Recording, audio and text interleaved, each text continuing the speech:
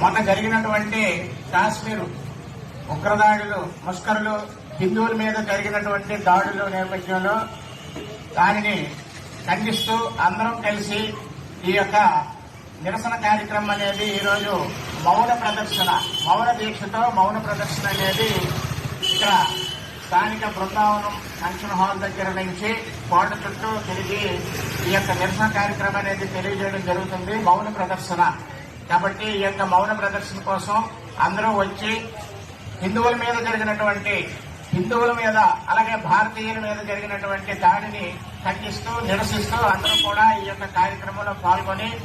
ఈ యొక్క మహాయాత్రని, పాదయాత్రని, నిరసన యాత్రని, మౌన దీక్షని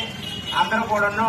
జయప్రదం చేసి ఈ కార్యక్రమంలో పాల్గొనవలసిందిగా మనం చేస్తున్నాం. వాళ్ళు చేసినటువంటి పాకిస్తానీ ఉగ్రవాదులు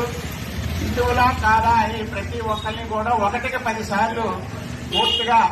అది చూసుకొని వాళ్ళు అంత చెక్ చేసుకొని మరి చంపారు కాబట్టి వాళ్ళని తీవ్రంగా ఈ యొక్క